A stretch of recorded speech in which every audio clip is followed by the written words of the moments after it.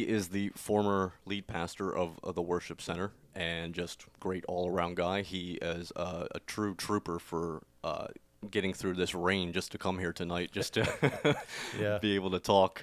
This is Pastor Sam, everyone. How you doing, sir? I'm doing great. Good. It's Yeah, good to formally meet you, yeah, finally. yeah, We have passed here and there. yeah. Probably have met you just, you know, Yeah. maybe down at Cody's place, but Well, met you. when you message back and you're just like, remind me of who you are again. I'm like, how am I Yeah, going to explain this? yeah, yeah. So something that you might not know before we go into it that I wanted to bring up was how God had used you in my life Mm. and in my walk of faith. I actually had a friend who invited me to the worship center probably, I'd say 2012, maybe 2013. It's when you guys were doing the Saturday night services. And so I said, yeah, I'll come along. And I don't remember the specific sermon that you did, but it was something about how it's your choice, that God has been chasing you down, and that it's your choice to make that decision. Hmm. And that always stuck with me. And then probably about, I'd say, probably maybe like two years later, I was at one of the Sunday services, and I didn't have insurance at the time, and I had a really bad, I don't know what I had, but I had something that was like, I think it was like bronchitis or maybe walking pneumonia or something. I was suffering with it for months. And I wasn't even going to go that morning. I was compelled to go, and you were speaking, and then at the end, you had called anybody up to the stage that needed prayer, Hmm. and I think you had some of the elders up there. So I'm standing in line, and I just felt like I need Pastor Sam to pray for me. And I didn't know Hmm. why I had that feeling. And there was a girl standing in front of me. I think Don Neff was over at the other side there. And when you had finished with the one person, this girl then went up to you, and I was like, oh no. I was like, I'm not going to be able to. And I just remember hearing this little voice in the back of my head just saying, do you trust me? And I was like, okay, I'll wait. And she must have had a really quick prayer because Don finished up with his guy like Yeah. in the second she was done. Hmm. And I went up and God just worked through you so much in that moment. And you like as soon as she was done, you just like locked eyes with me. And it was just like this like come here kind of like Hmm. aspect of it. And I went up and you prayed for me and I just felt this warmth in my chest. And I went outside the worship center. I hacked up this giant ball of disgusting stuff, and I was healed. Wow. I was really healed after that. Wow.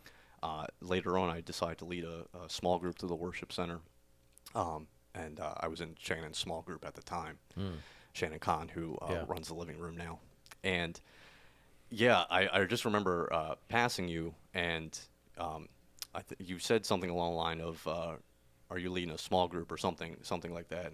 And you just said you're going to do good, and then just kind Mm. of walked away. And I think that was most of our interactions that we might have had in the time. But I wanted Yeah. to just let you know that Yeah. because it was a really big part That's a of great my walk story. in faith. Hmm. So Great yeah, story. yeah. Well, I Hmm. have Pastor Sam on here today because he has just an amazing testimony of how you were brought up, where you came from, kind of how the worship center started and everything. So I wanted to know if you could expand a little bit on that with your story, and because a lot of people might not know this, but you weren't always what we would call an English folk. Right. You Right. grew up in actually the Amish culture. Yeah, I did. We actually only our farm where I was raised is only about 6 miles from here, I think. Okay. Yeah, and maybe not even six, but yeah, I was raised on an Amish farm. I was still am the oldest of 12 kids, and so we farmed and learned to work hard and Yeah. worked with mules and horses and all that kind of stuff, Yeah. which I loved. And but I wanted a car, so when I was 18, I told my dad that I'm leaving the Amish and because I want a car. And that's the main reason. It was nothing That spiritual seems like for a me. pretty good reason. It was nothing spiritual for me. I just wanted a car, and because I'd be out in the field in a hot summer day, and the mules were slow, and I'd see a car go by, and I'm thinking, man, I want one of those. And What was your first car? I had a '63 Chevy 409 motor. Oh, nice. Yeah, 5-speed. And but I didn't really know how to drive a stick shift when I got it. Okay. So I taught myself, but I was a hellion with that thing, and but my dad actually helped me buy it, Okay. which was not good for him, Yeah. and but I think he wanted me to have it so I could drive him around, Yeah. because I was never a member of the church. Okay. So if you're not a member of the church, when you leave, it's not quite as a big a deal to Not them. as much scrutiny as To you the get. Amish Okay. people as it is if you're a member and then leave. Yeah. That's pretty bad in their eyes. Yeah. And so my dad allowed me to have the car at home, Hmm. and parked it at home, and which many families wouldn't have done that. Yeah. So my dad was always my dad was always on the he wasn't as strict Yeah. as many families were, and so he would always bend the rules, go up against the the edge with the rules of the church, like you needed to have a 4.5-inch brim on your hat. Okay. He had 3.5, stuff like that. And my dad had many visits from the bishop, and but anyway, so when I left, I went to my dad and mom begged me to go to church, even though I wasn't a Christian, Yeah. hadn't made any kind of commitment to Christ, Yeah. and but they wanted me to go to church because church attendance Yeah. is very important to the Amish people. Hmm. So I went to Stumptown Mennonite Church. Okay. I don't know if you know where that is. Yeah, I do actually. Yeah. So I went there because only about a mile from our farm, and I thought, well, I'll just go there. Yeah. And they had a lot of nice girls there, and so I liked going there for that reason. no other reason. No other reason. And nothing spiritual, that's for sure. And so that's where I met Sherilyn, Okay. my wife, and so then we got married, and in 1968, and so this next month we'll be married 53 years. Congratulations. Yeah, That's thanks. awesome. Thanks, 53 years, and So awesome. 4 kids later, Yeah. and 7 grandkids, and 4 great grandkids, and so yeah, Starting to build a soccer team there. yeah. So that's a little bit of the story. So yeah. So I think that's pretty cool what you said there about how you hadn't made any commitment to Jesus. I think when people look at the Amish culture, they automatically think that you're Amish, you believe in Jesus. Yeah. Well, they do. They believe in Jesus. They believe that he died on the cross, and they believe that he was raised from the dead. The only thing that is perplexing is that they do not believe that you can know that you're saved. Okay. So that's why you have all the works and all the ordinances and all the, different rules about dress and all this kind of stuff, because it's based on works Okay. mostly. Yeah. I'm not saying they're not saved. I don't know. Yeah. I'm not the judge. Yeah. But I know when I turned 16, I felt like I had this badge of freedom, and that happens to a lot of Amish young people. Yeah. When you turn 16, you kind of feel like you can go out and just go wild. Yeah. They don't all, Yeah. but I did, and so then you kind of feel like the parents just seem to kind of just look the other way. Yeah. They know that it's all happening, Yeah. and they kind of just let it happen because they think that if you get all that out of your system, Yeah. and then you'll settle down and you'll be okay. Yeah. But the problem is many times there's no change of heart. It's just an outward change. Yeah. Like you in the weekends you don't wear Amish clothes, and then Monday comes along you wear your Amish clothes again. Yeah. And stuff like that. You get a car, and then if you want to join the church at some later date, you have to put the car away, Yeah. and get your horse and buggy back. Yeah. And that's how a lot of them do. And so, but I didn't do that. I didn't stay. Yeah. So Yeah. that's how a lot of them do. I find that compelling because I used to work with an Amish crew doing concrete, and just great people took good care of me.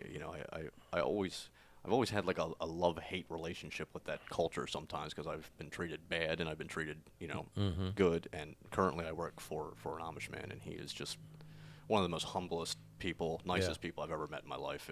He's I can't say one bad thing about the guy. But while I was working with that Amish crew, one of the boss's kids was working with us, and he was going through that phase.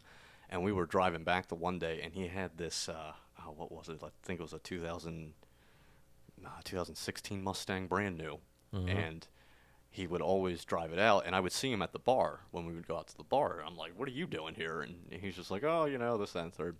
So we got to talking one day after work when it was just us driving back, and he had to hide his Mustang back around the barn, put like Yep. a bunch of stuff around it and everything.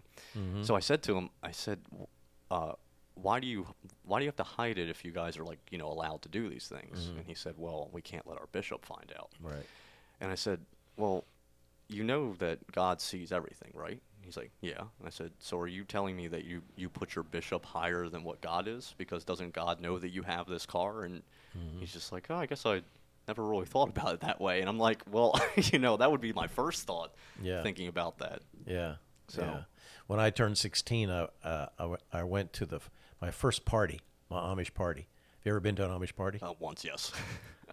Gets a little crazy. Yeah, that was the first one I went, and I was scared. Yeah. I was shy when I was young, really brutally shy, and so I was scared. But I turned 16, and so I thought, well, I'm going to go, and it was a terrible party. Yeah. And so on the way home, I didn't have a way home, and I don't remember how I got there, but I didn't have a way home, and my cousin, who lived half a mile from our farm, he had a car, and he was drunk out of his mind, and he said, do you need a ride home? Yeah. And we were down in the Honeybrook area, and we needed to come all the way up to Weavertown. So I said, yeah, I need a ride home, and I think God's protection was over me that I wasn't killed that night, because he's coming up 23 through New Holland like 80 miles an hour, and so when I got home to his place, our farm was about half a mile away, so I walked 2 o'clock in the morning, 3 o'clock in the morning, through the dark, in the fields, to our farm. Yeah. And I remember this voice on the inside of me saying, "This is not for you. This is not for you." Jeez. Heard it 3 times. This is not for you. Yeah. And but I didn't know anything else. And so I kind of knew what it meant. Yeah. But I did it anyhow. I went back and went back and went back until I really got hooked on alcohol and all that kind of stuff. And I never gave my life to Christ till I was 24. So there was like 8 years there. 8 years. Yeah. Because sin will always keep you longer than you want to stay. Yeah. And so I'll never forget that. Yeah. There's one story that you always used to tell that I'd love you to tell about one of those moments where I think your mom found you passed out in the yard. Mm-hmm. And every time that you've told that, like, it just hit so home to me, because in that case, especially with, like, I guess being a man and that motherly son kind of relationship thing, it's like there's been so many times where my mother has been just so disappointed in the things that I've done, and I felt so bad about that. I'm sure they were disappointed. Yeah. But I would come home from the party sometimes, and my bedroom was on the second floor of the house. Yeah. And so I had to go up steps. Yeah. And I couldn't negotiate the steps. Yeah. And so I had to go right past their bedroom. Yeah. And the door was usually cracked a little bit, about 4 inches, and I'd see her in there. Sometimes she's on her knees praying. Yeah. And then she'd hear me come in, and she'd get up. Yeah.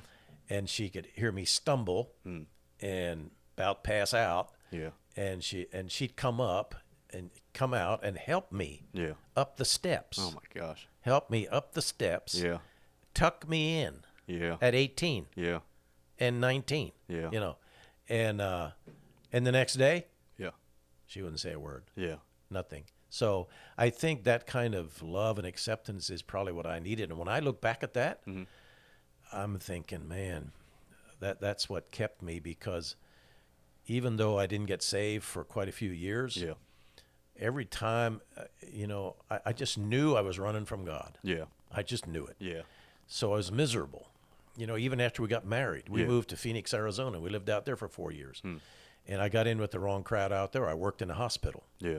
The Amish people and the Mennonite people, they don't go to the military. Yeah. So I went, but you have to do some other kind of service, because that was during the Vietnam Okay. War. Yeah. And so the draft was on. So I was proactive, and I thought, well, if my number comes up, I might as well just go and do my service anyhow. Yeah. So we did, and you work in a hospital for 2 years in Phoenix. And so I got in with the crowd out there. Yeah. And, it went from worse to worse. Yeah. And our marriage was in big trouble those first 4 years. And because my wife wouldn't party with me. Yeah. So I'd go out without her. I was never unfaithful to her. As far as a woman, I never dated other people or anything like that, which I'm thankful for. But I was verbally abusive. I never abused her physically, and because when I get drunk, I'd kind of get mean. Yeah. After the night was over. Yeah. And but all that time, Michael, I was part of a church. Yeah. I was part of a church, denominational church out there. I won't say what denomination. Yeah. Church. But it was really had not much life in it. Yeah. And I was the head usher. Okay. It's the head usher. You hear these stories. I mean, I had Colby Hall on, Cody's son, and he was telling me that he was leading an apologetics group, and he was an atheist. Yeah. So it's and even myself in my church walk too. There were times where I was questioning a lot of things. Yeah. But still serving as part of the church. Yeah. I was the head usher. Yeah. Saturday night, be drunk. Yeah. Stumble into my house. Sunday morning, go to church and be the head usher. So they had no discernment whatsoever. And but then one Sunday they had there's a group there. There's something different about them. I said to Sherlyn, my wife, I said, I like them, and they had life, which we really weren't used to at that church. And so we followed them around the city of Phoenix for a couple nights because they were ministering at different churches. Yeah. And they had altar calls. Okay. Which we never did. Okay. At the church. Yeah. And and when they have altar calls, I start to sweat. Yeah. And but that was just the Holy Spirit starting to work. And so one night, Sherlyn said, "I'm going to go up and rededicate my life." And I said, "Okay." So I went up with her, and that was in February of 1972, when I was 24 years old. Okay. And I gave my life to Christ, and that's when my journey with Jesus started. So is that the pivotal moment where you're like, "This is real. Yeah. Jesus is real. Yeah. This is what I want to give my life to." Yeah, I don't know if I ever thought he wasn't real. Yeah. I just didn't know what it meant to embrace that. Yeah. I just never. I mean, in the Amish culture, you go to church. Yeah. And back in the day when I was young, the preacher would preach in a different language than we spoke at home. Yeah. Yeah. And I didn't even understand what he was saying. Yeah. Most of it. Yeah. And so it really was just religion to me. Yeah. So I didn't know what it meant Yeah. to really embrace Jesus and love him and realize that he loved you and what he did for you and all of that. Yeah. But all of that came that night. That Yeah. was the beginning, that my eyes were open to the truth. To the truth. And so the next day, and I changed overnight. I know not everybody does. Yeah. I understand that, but Yeah. I did. Yeah. And I never went back to the bars. I never went back to any of that stuff. Yeah. And so the next day I went out and bought a Bible, the Living Bible. It's a paraphrased edition of the Bible. Yeah. And I started reading that. I had a hunger for the Word. Yeah. And I read that through 7 times in the first year. Yeah. And I've never, that hunger for the Word has never left me. Yeah. And I'm thankful for that, because I still read a lot every day. And so that was the beginning of my journey. Yeah. And then when I was a little kid, I always felt like I was called to preach. So I not only was I running from my, I don't know what, I was also running from my purpose, running from my calling in life. Yeah. All those years. Yeah. And didn't know what to do about it. Yeah. Didn't want to run. So but I was running. You always felt that you were supposed to be a pastor. Yeah, I or did. speak in some I type did. of way. Okay. Even from 11 years old. Okay. My, the Amish people have church every other week. Yeah. And so in between, my dad, I don't know if they all do this, I don't think so, but my dad would have us have Sunday school. Okay. And I didn't like it. But he made us memorize Scripture, which I appreciate now. Yeah. I didn't back then. Yeah, yeah. And then we would play church, and I'm the oldest. Okay. So that my siblings were in my congregation, and I'd be the preacher. Yeah. And so one day my grandfather comes over. Yeah. Because he lived in the same house, him and my grandmother, and he comes over and sits in Wow. when I'm preaching on Yeah. Daniel. Okay. And so afterwards he says, maybe someday you'll be a preacher. He said to me, I'm 11 years old, right? Now he said it in Dutch, fly some dog, watch du een bredia. Okay. That's what that means. Yeah. Fly some dog, watch du een bredia. Maybe someday you'll be a preacher. So wherever I went, Michael, wherever I went, Yeah. no matter how drunk I was, Yeah. I would hear that. Yeah. I would hear that. Maybe someday you'll be a preacher. Wow. So it never left me. Wow. So I was running from that. I was running from myself. I was running from God. Yeah. You know, all those years. Oh, I can relate so much to that. Yeah. I'm the same way with the running stuff. It's like as soon as God gets me to a place that He wants me, I'm just like, nope, not doing this. So yeah, definitely. So where was your first like official pastoral role at? Well, then after I got saved, what I felt as a kid Yeah. really was front and center. Okay. I mean, like neon lights. What are you going to do? Yeah. Yeah. Well, you know, you're working with Amish and you're in this community, so you know the culture pretty well. Yeah. You know, they don't go to high school. Yep. You're not allowed to. You're not allowed to go to college. Yeah. So I had 8th grade education. That's it. Yeah. But I felt like I was so ignorant of the word Yeah. that I just needed training. Yeah. If I'm going to follow that Yeah. call that I felt as a boy, Yeah. then I'm going to have training. Yeah. But where do I go if I don't have a high school diploma? Yeah. And so we had started a Bible study because some of us had another experience that's called being filled with the Spirit. Yeah. And we started this Bible study that grew to 100 people down in lower Lancaster County in the Quarryville area. Wow. Mechanics Grove area. It grew to 100 people in someone's house. Oh my gosh. And so, Talk about a house church. yeah, right, exactly. It was a house church. Yeah. And, right. So, one night, this guy came from Maryland, which Okay. wasn't that far from Mechanics Grove area down in southern Lancaster County, and gave me a magazine. It was the Word of Faith magazine from Kenneth Hagin Ministries in Tulsa, Oklahoma. And it had a little article in there that said, new Bible school starting, no high school diploma needed. Wow. And so I said to Sherlin, that's it. That's where we're going. Yeah. So we packed up our little girls and we went. Yeah. It was only a 9-month school. Okay. And but we didn't know. Yeah. We didn't know where we would end up at. We had no idea. Yeah. I did have a secret desire, though, to come back here. Okay. And you got to watch those. Yeah. Because God will give them to you. Yeah. Secret desires. The Bible says He'll give you the desires of your heart. Yeah. And so, so I always had that. So about the 8th month of the 9-month school, Yeah. 1 month before graduation, somebody called us from back here. Yeah. And they said, there's a small group of people back here that would like to start a church. Yeah. Would you be interested in coming and being the pastor? First I said no, Yeah. because I was still dealing with being so shy. And, you know, when I was a kid going to school, Amish school, Yeah. well, it wasn't Amish, it was Amish and English back then. The teacher would ask me to read from a book. I would faint.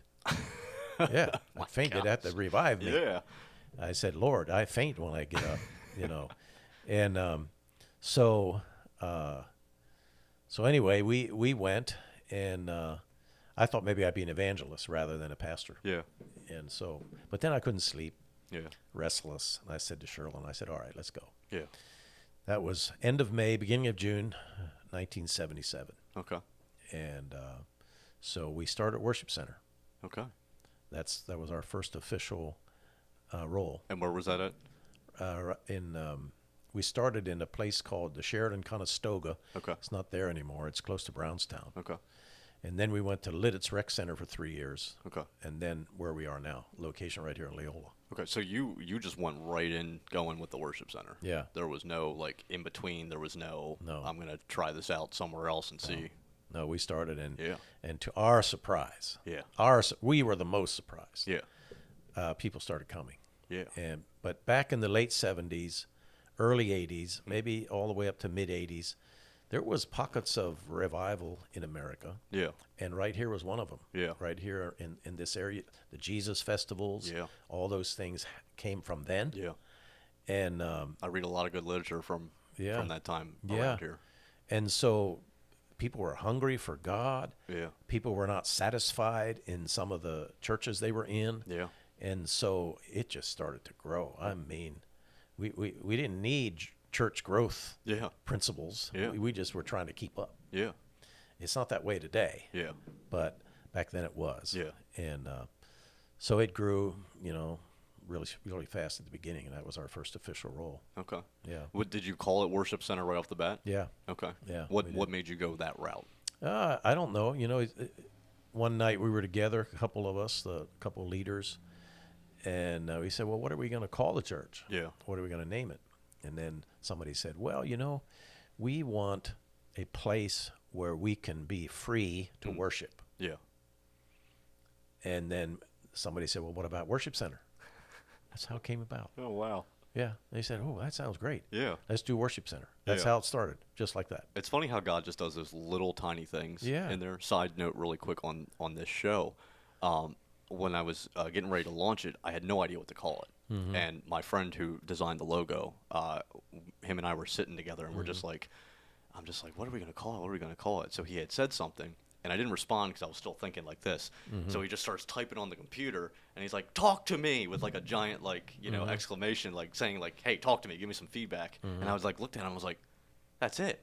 I was like, "That's it. Talk to me." Yeah, So that's good. And it was I like it. It was totally a God thing. It was because I think we focus so hard on when God gives us things that we like try to over extravagate it, Yeah. and make it, like something that it's not. And Right. sometimes it can just be the simplest thing, like worship center. And maybe sometimes we think that God's going to be this kind of spectacular way that he's going to tell us, Yeah. when really it's just, It's right there. it's just a prompting in here, Yeah. in your heart. It's right there. Yeah. So what made you guys then move out of there to the Leola area? Well, we up in Lidditz at the Lidditz Rec Center. I don't even know if it's there anymore. I'm not sure. I know. Lidditz Springs Park is right. It was right in there. Yeah, right around there. And but we were already having 2 services up there. Okay. We were having there's just this little room. I think we were having like 500 or 600 people coming up there already. Yeah. But we were looking for a place and said, where could we go? And then there was a 22-acre piece of ground right where the latest building is that we built is Yeah. now, right there. That piece was 22 acres. Okay. And this lady owned it, Mm-hmm. and Amish lady, and she didn't want to sell it Okay. to anybody that would build something on it. She wanted it to stay agriculture. Yeah. And so we said, okay. And then the guy next door had a 10-acre parcel there with a house and a barn on it. And he came to us and he said, would you like to buy my 10 acres? And so, we did. Yeah. And so we moved the house over where Shepherd's Touch is now. That was the house. That Yeah. was over in the center of the property. Okay. So we moved it over to the corner Yeah. and built what the school is now. Yeah. Just the first thing, Yeah. just the gym Okay. where the school is, and then we did 4 other building projects Yeah. around it. Yeah. And so we moved there in 81 Okay. and started the school in September of 81. Moved to church there, I think, in February or March of 81. Okay. So, yeah. And it's still a school to this day. Yeah. That's there. So was the intention always for it to be a school? Yeah, well, we felt called to start a school. But we thought that it would be temporary. We still wanted a building that the church would call its own, Okay. so we didn't have to coexist, tear down, build, Yeah. set up, tear Yeah. down, set up, tear down. We did that for 29 years. Yeah, yeah, yeah. So temporary became 29 years. Yeah. And so, but then we built around it, did 4 different projects, like I said, and and the church grew to. We did Saturday night. We did 2 Sunday for a long, long time. Yeah. Yeah, So now the building that we know as the worship center here in Leola, yeah, you have people coming from all over the place. we do. What started in your heads of we're going to build this kind of, I'll say lightly, a semi-mega church? What's the question? Like what kind of like inspired you guys to build such a big building like Oh, that? okay. Yeah. I always had a vision to have a auditorium Yeah. that would seat. I didn't want a real big one. Yeah. I didn't want 3,500. I didn't want 2,500. Well, I mean, sir, it's pretty big. So. But it's 1,500. Yeah, it's 1,500. And but it feels cozy. I didn't want a balcony. I wanted cozy. Yeah. We started thinking about that way back in 1999, Okay. and we started putting together plans. Yeah. But to answer your question, it was just a vision that we always had to have it, to Yeah. have Worship Center have its own building. Yeah. Because sometimes it's not the easiest thing to coexist with a school. Yeah. Because they have their programs, church of their programs, Yeah. and to try to coexist sometimes was a rub. Yeah. Yeah. No, it's the truth. It's the Yeah, truth. yeah. We're going through that kind of right now with our I know you are. I congregation. know all about it. Yeah. Yep. It's so I definitely can. Yeah. See how that happens. Yeah. So now, did you ever picture Worship Center becoming what it is now? You know, it's a good question. I don't know. We were just so busy trying to keep up with the growth that God was sending us Yeah. that I don't know if I ever sat down and thought, okay, we're going to have a church of 4,000. Yeah. You know, I don't think I ever did that. Yeah. However, I'd like to see it grow. Yeah. You know, I'm that kind of guy. Yeah. I'm a entrepreneurial kind of guy. I Yeah, like yeah. to see things progress and grow. And Yeah. so I always had that outward look. Yeah. And but I always had a world-wide view too. You know, That was actually going to be my next thing. Alright. How many countries have you guys sent people out to? well, we have our missionaries right now Yeah. are reaching into 120 nations. Jeez. It's Amen. not like we have a missionary in every one of those. Yeah. Like, for example, Jonah Badan in Kenya, he reaches out to like 9 other nations. Yeah. So I'm talking about that. Yeah. 120 nations Yeah. are being touched and impacted by our missionaries right now Yeah. around the world. So amazing. But that all started with one. Yeah. Yeah. Yep. I remember in school, at Bible school, those 9 months. I don't know if you ever heard the name T.L. Osborne. I don't think so, no. He was an amazing missionary, big time guy, just a very humble guy. Yeah. And he spoke at our chapel one day. And when he spoke, it was like I was sitting there and I started to weep. Yeah. And I look around and Sherilyn's weeping, and I look around and other students are weeping, and I'm thinking, what is going on here? It felt like his words were physical. Oh, wow. Yeah, tangible. They just like, Just pierced. yeah. Huh. And he was just standing there talking about reaching people. Yeah. And from that, Yeah. there was an impartation into our lives Yeah. that I really had a strong sense that we should be a missions-minded church. Okay. And so I think that came with it. You know, when I came back, that came with it. Yeah. But I didn't know how it would happen. Yeah. I had no idea. Yeah. So we got introduced to a man in Jamaica called V.T. Williams. That was our very first missionary. Yeah. And then we got introduced to somebody in Sweden who reached out to the Eastern Europe countries before communism fell. Yeah. And just on, and we got introduced to people that were reaching into every inhabited continent of the world. You know, and so I always say, man, if God can use this little Amish guy, he can use anybody. He can. You know, and really, I mean, I'm Yeah. not saying that in an arrogant way. I'm just saying, man, Yeah. I never knew how any of that would happen. Yeah. So, but sometimes you just have to take a step of faith. Yeah. No, definitely, definitely. Yeah. So, with, having the building and, being the lead pastor in that, what's it like to pastor a congregation like that? Because now like you said, I mean, it sits 1,500 people. You're doing services Saturday. You're doing 2 on Sunday. I think you were still there when the living room was just starting up with Yeah. Bryce. So, I mean, how much pressure does that put on you? And also, did you ever feel like disconnected from God during that time because of all the overwhelming pressure of running a church so big? Yeah. Did I want to quit sometimes? Yeah. Yeah. I think I learned early on that if I want this to grow, I'm not going to be able to do it myself. Yeah. I needed a good team. Hmm. And I knew I needed people around me, build a team Yeah. that are strong in areas that I'm not. Yeah.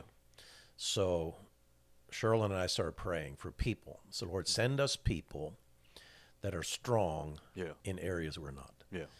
And because, it just doesn't work when a person says, well, I want to be strong in every area. Nobody is strong in every area. Yeah.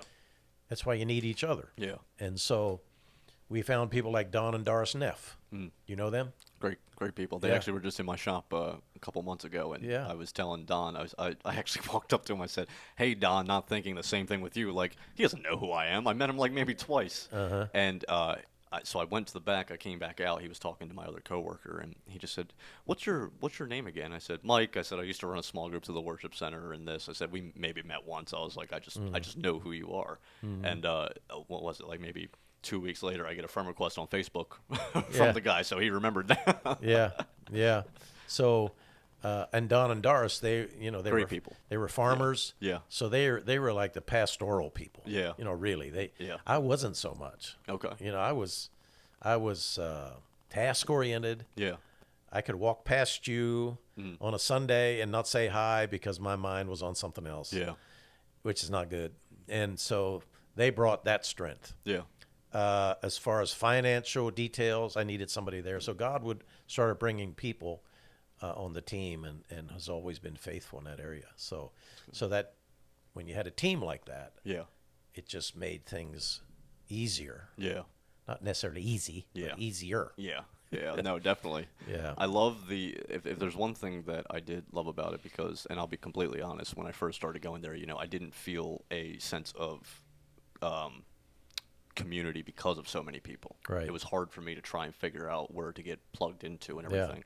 I think that Betsy Torres does an amazing job at She running those does. small groups and trying to, really care about the people, because her and I had a conversation this last go around where we were talking, and I said, look, like at least my future and my focus is I want to help set up house churches. I want to help bring house churches back, because I really believe like that's where community starts, that you are the church throughout the week. And then Sunday's a celebration of everything that God has given you through that week with the rest of your, congregation. But to have that community, and she was just so like right away, she's like, I agree. And she's like, that's what I'm trying to do here. Like to help people understand, like, this is a family that is centered around Christ. This is a family that God the Father is setting up for success through your life, because, and not successful in like a prosperous way, but for somebody to be there.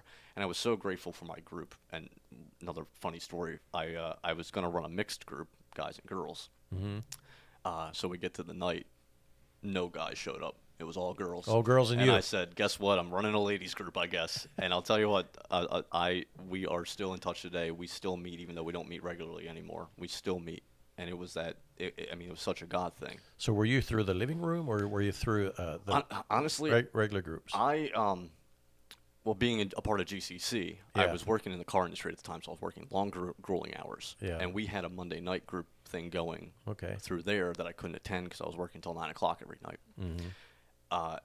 And something just compelled me, because I was in Shannon's small group for a little bit. Okay. And I just reached out to him and I just said, hey, like, I'm interested in starting a group. I just feel like that's on my heart.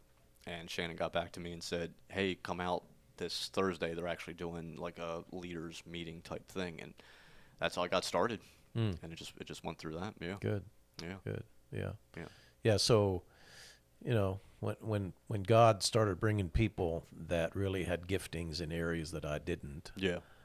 I soon realized that that's what we need to do. Yeah. So. No, that's good. It's good to have good people around you, especially that are, I don't want to say completely like-minded, but understand what God's vision is for that Yeah. certain congregation. Because I truly believe that He has different visions for different congregations. of Absolutely. people, Yeah. to Absolutely. help. Like I say, we all can't be the arms. We all can't be the legs. Yeah. Every part of the body works. Yeah. So going through that time, serving as the lead pastor of the worship center, you stepped down, what was it now, 3 years ago? 4. 4 years ago? Mm-hmm. What was that like for you? because I know that that's got to be something hard to relinquish. I want to say I think Matt is doing an amazing job. Yeah. I always loved him as the worship leader. So good pick. But Yeah. what was that like for you? Well, even before we came back from Bible school, after we said we'd come, Yeah. the Lord dropped 40 years in my heart. Hmm. And but I didn't. I just thought Jesus would come back before then, Yeah. and I didn't think that would be an issue. Yeah. But 40 years, that's what I heard. Yeah.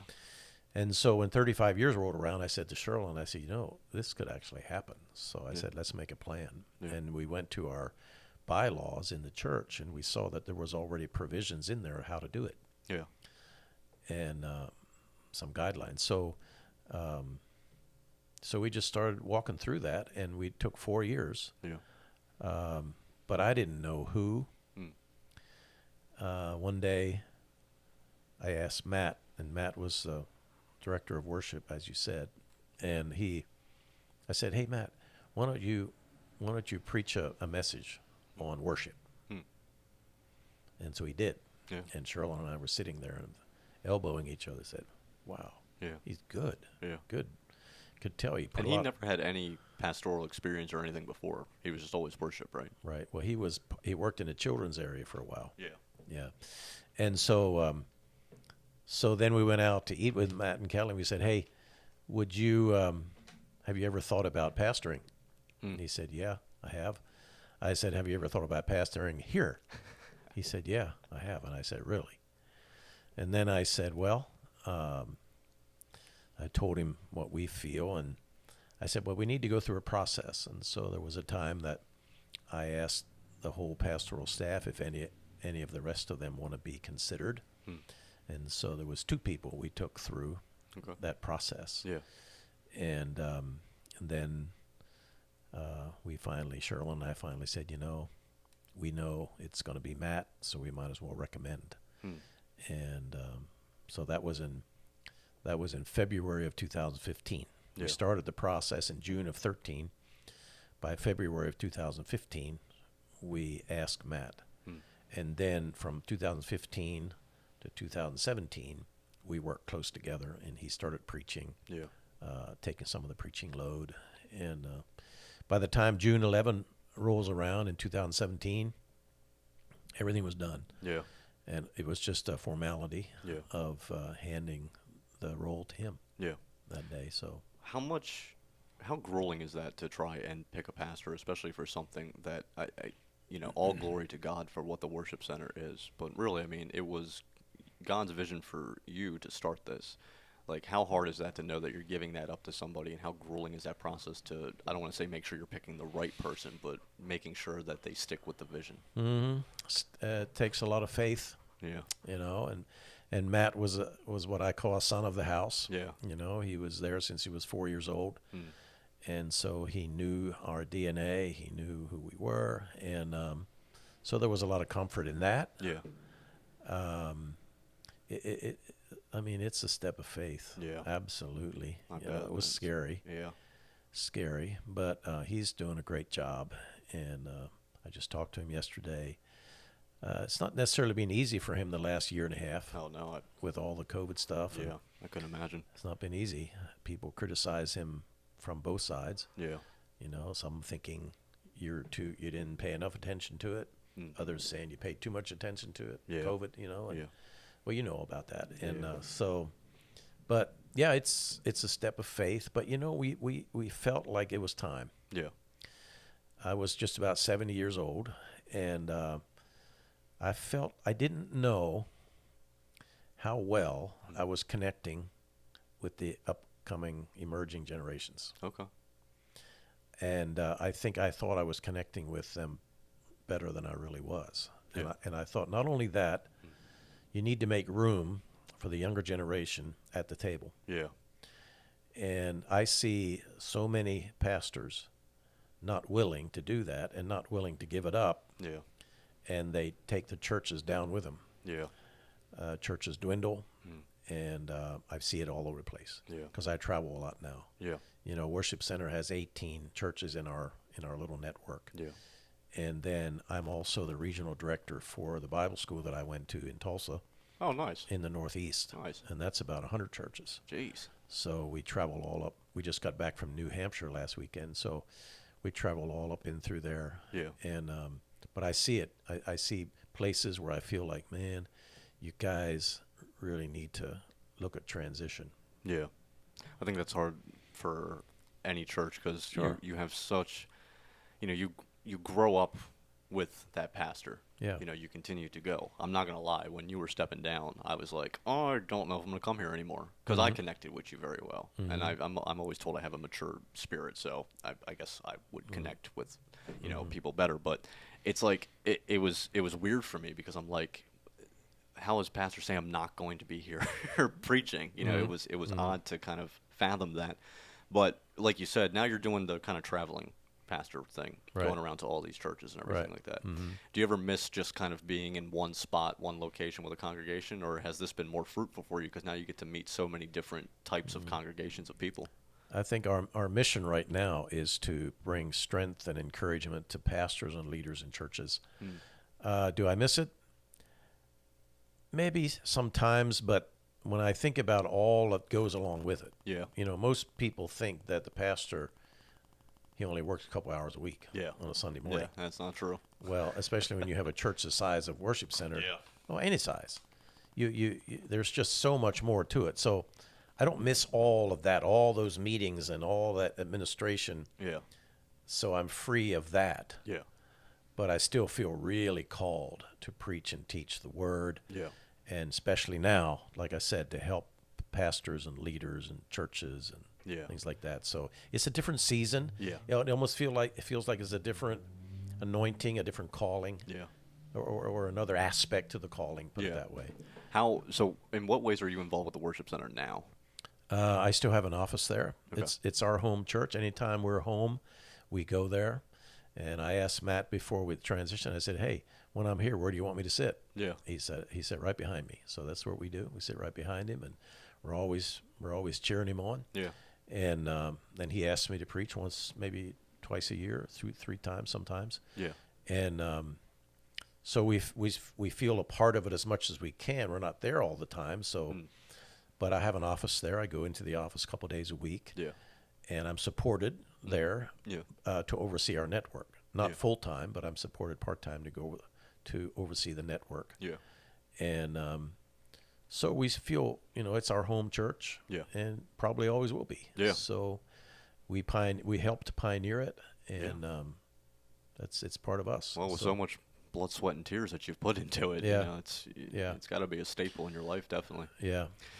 Do you ever worry or feel like where the worship center is now, that it has gotten away kind of from what you envisioned or what God may have put on your heart? The living room has just been such a blessing in so many people's lives.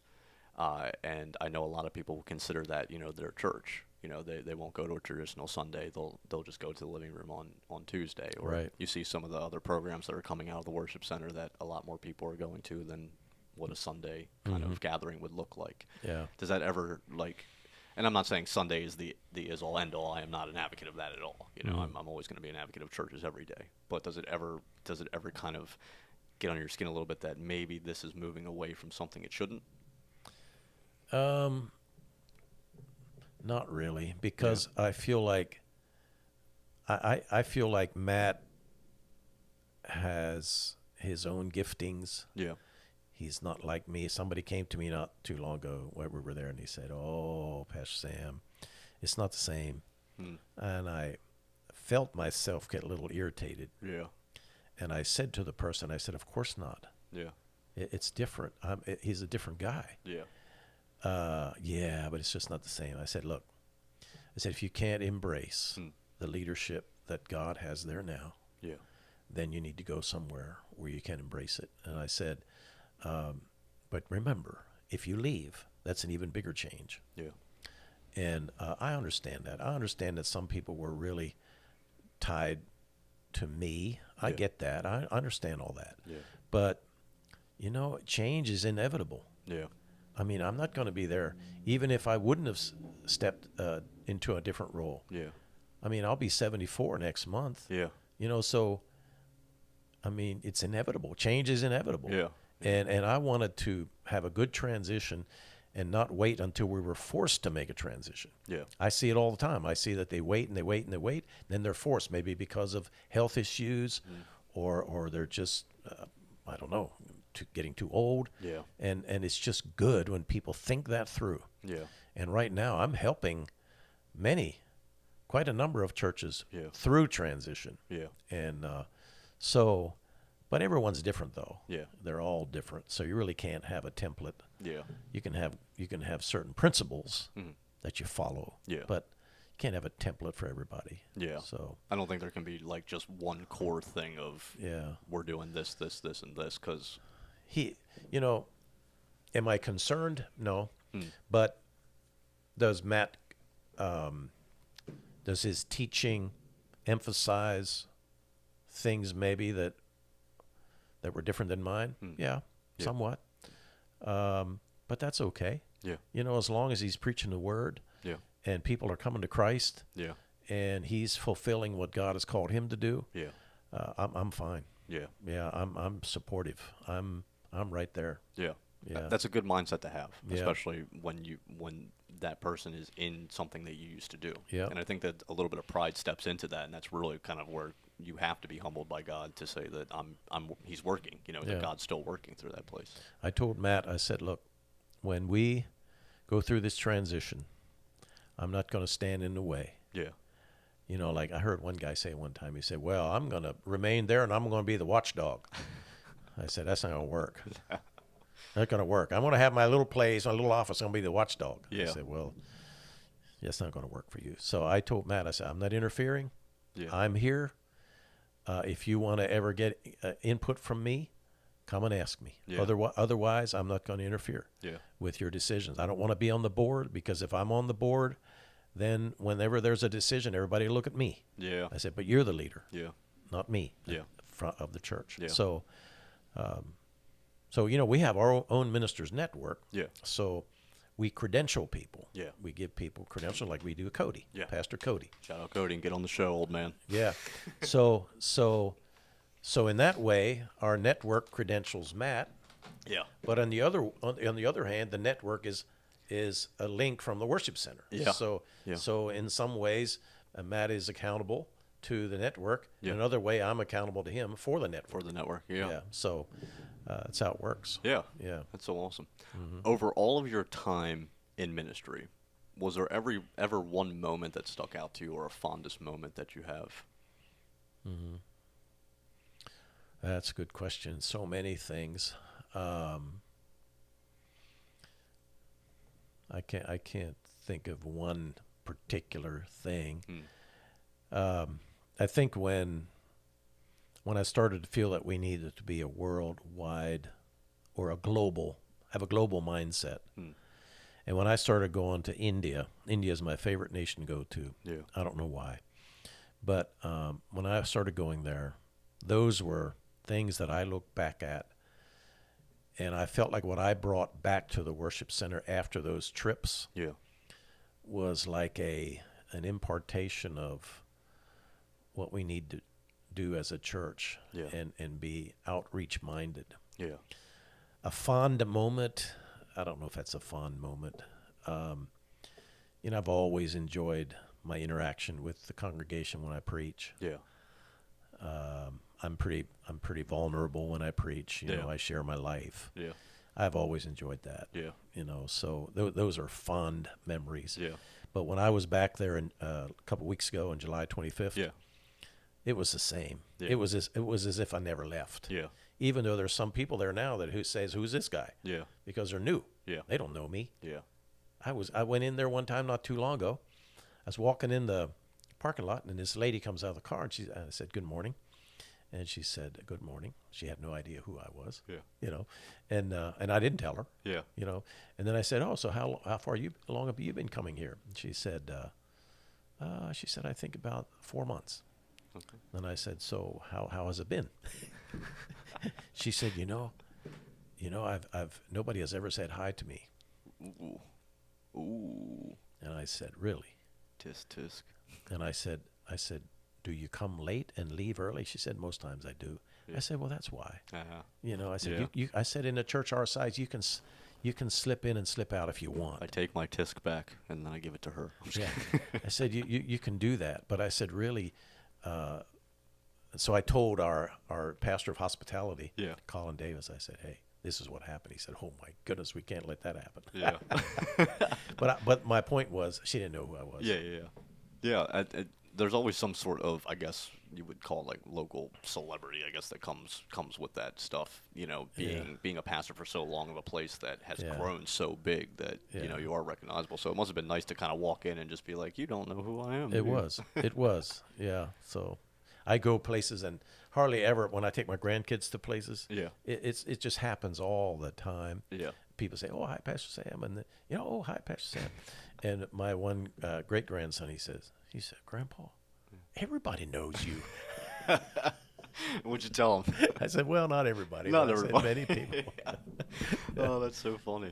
Yeah. I did that to you at the dealership when your wife bought her Enclave. I think I just walked by you. I was like, Pastor Sam. And you're like, another one. No, I'm just kidding. I remember you now. You do? Yep. Okay. I do. I remember you. Yeah. Yep. That was that was 2 years ago? No, that was 3 years ago in April.